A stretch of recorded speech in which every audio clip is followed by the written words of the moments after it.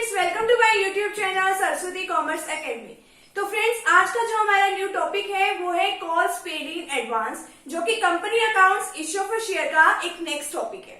आज हम इस टॉपिक के बारे में बात करेंगे कि कॉल्स पेड इन एडवांस जो है वो किस तरीके से कंपनी को मिलती है और जो हमारे शेयर होल्डर्स हैं वो किस कंडीशन में जो कॉल पेड इन एडवांस करते हैं, यानी कि एडवांस में कॉल्स की पेमेंट कर देते हैं। तो फ्रेंड्स, अगर आप चैनल पर न्यू हो तो चैनल को सब्सक्राइब कर दीजिए, वीडियो को लाइक कर दीजिए एंड बेल आइकन को प्रेस जरूर कर दीजिएगा ताकि आपको आगे आने वाली वीडियोस का नोटिफिकेशन मिलता रहे। और अपने फ्रेंड सर्कल में इस वीडियो को जरूर शेयर कीजिएगा ताकि उनकी भी हेल्प हो जाए।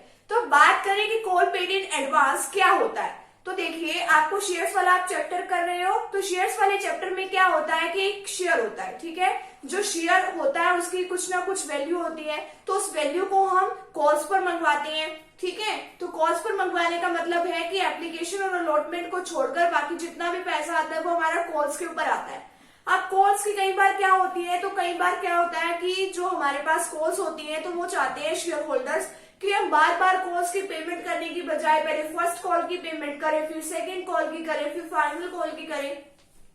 तो वे सोचते हैं कि हम इतना सब कुछ करने की जरूरत क्या, हमें तो पेमेंट करनी है, हम चाहे ऐसी आज करें ऐसी या फिर 2 महीने के बाद करें। वो ये सोचते हैं कि उस परेशानी से बचने के लिए वो क्या करते हैं, एडवांस में पेमेंट कर देते हैं कि अब हमें बार बार हमें पेमेंट करने की जरूरत ना रहे।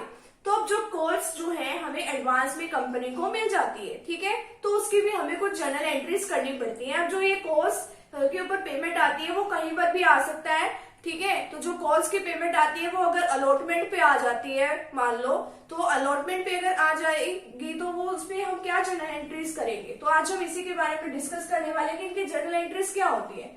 मान लो कॉल रिसीव्ड इन एडवांस, जो हमें एडवांस में कॉल रिसीव हो गई, तो देखिए बैंक अकाउंट डेबिट की हमारे पास पैसा आया, बैंक अकाउंट डेबिट कहां से आया, टू कॉल इन एडवांस, कि एडवांस में कॉल्स का पैसा हमें रिसीव हो गया, ठीक है। मान लो अब इसके अंदर कि हमें पैसा रिसीव हुआ, मान लो अलॉटमेंट पर ही रिसीव हो गया, तो अलॉटमेंट को ड्यू करने के बाद अलॉटमेंट पर भी तो पैसा आता है, तो हम क्या करते हैं, bank account debit to share allotment account, ठीक है। तो टू शेयर अलॉटमेंट अकाउंट के बाद हम क्या लिख देते हैं, मान लो टू कॉल्स इन एडवांस, कि इतने रुपए इतने शेयर्स के ऊपर हमारी जो कॉल्स का पैसा है वो इतना मिल गया। तो वो जो कॉल्स का पैसा है वो हमें कुछ शेयर्स के ऊपर भी मिल सकता है या फिर हमें सारे शेयर्स के ऊपर भी मिल जाएगा, ठीक है। तो वो जब हम उसको बाद में ड्यू करेंगे, ये नहीं है कि हमें बाद में उसकी एंट्री करने की जरूरत नहीं होती, तो हमें उसके बाद में भी एंट्री करनी पड़ती है। तो सबसे पहले तो अगर हमें एडवांस में पैसा मिल जाता है तो हमें एक एंट्री करनी पड़ती है, bank account debit to call in advance account. मान लो अलॉटमेंट पे आ गया, तो अलॉटमेंट की जब हम बैंक की एंट्री करते हैं, bank account debit to share allotment account, तो उसके साथ में हम इसकी भी एंट्री कर देंगे टू कॉल इन एडवांस। अब देखिए, अब बैलेंस शीट जो आपकी कंपनी की होती है तो उसके अंदर हमें ये कहाँ पे दिखाना होता है, तो कॉल इन एडवांस अकाउंट को हम कहाँ पे दिखाएंगे, is shown on the equity and liability side of balance sheet. अब आपके पास जो बैलेंस शीट जो कंपनी की होती है वो किस तरीके से होती है, ये आपकी कंपनी की बैलेंस शीट है। इसमें first of all equity and liabilities दिखाया होता है, ठीक है। इक्विटी एंड लायबिलिटीज के बाद आपको शेयर होल्डर फंड्स दिखाए होते हैं। शेयर होल्डर्स फंड्स के हेड्स में आपको काफी सारी एंट्री करनी पड़ती है, लाइक शेयर कैपिटल लिखना पड़ता है, ठीक है।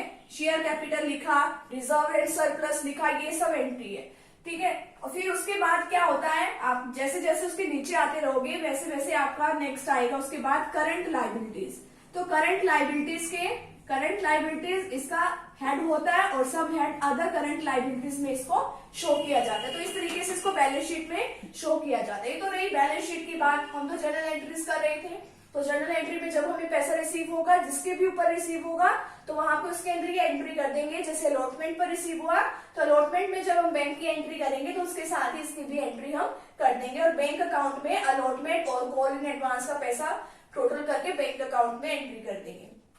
अब जब एक्चुअल में बारी आएगी उसकी कि हमें कॉल्स को एडजस्ट करना है, तो हमें कैसे करना पड़ेगा, कॉल्स के ऊपर, यानी कि हम जिस टाइम पे हमें एक्चुअल में रिसीव होती है वो मनी वैसे तो उस टाइम पे भी हमें वो एंट्री करनी पड़ती है, कॉल इन एडवांस एडजस्टेड।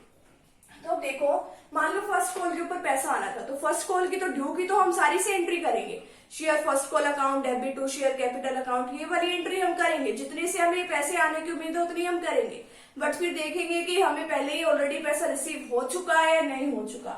मान लो हमें शेयर फर्स्ट कॉल पर भी पैसा पहले ही रिसीव हो चुका है, तो बैंक अकाउंट डेबिट, ठीक है, call in advance account debit to share call, तो जौन सी भी कॉल है आपने मंगवाई हुई है, तो यहाँ पे आप पूरी से एंट्री करोगे कि कितनी आपकी टोटल अमाउंट है, ठीक है। कॉल इन एडवांस आपके कितने शेयर्स के ऊपर पहले ऑलरेडी पैसा आपको मिल गया है, और बैंक अकाउंट में आप कॉल इन एडवांस से यानी कि जो अब पैसा रिसीव हुआ है आप उतने से एंट्री करोगे। हो सकता है कि आपके पास 1000 शेयर्स थे, आपके पास ओनली 500 शेयर्स के ऊपर पहले ही आपको पैसा रिसीव हो चुका, तो 500 शेयर से आप उतने से मल्टीप्लाई कर दोगे जितनी उस कॉल की वैल्यू है, तो वो तो आपको लिखना है यहाँ पे कॉल इन एडवांस में। जब आपको पैसा रिसीव होगा एक्चुअल में, उसको लिखना है आपको बैंक अकाउंट में, और तो शेयर कॉल में आपको सारे से एंट्री करनी पड़ेगी। तो ये तो है कॉल पेड इन एडवांस की, यानी कि कब कब जो कॉल्स पेड है हम एडवांस में ही कर देते हैं। शेयर होल्डर्स अपनी परेशानी से बचने के लिए ऐसा करते हैं ऑलमोस्ट। तो आज का जो टॉपिक है हमारे यहीं पे कंप्लीट होता है। तो फ्रेंड्स, अगर आप चैनल पर न्यू हो तो चैनल को सब्सक्राइब कर दीजिए,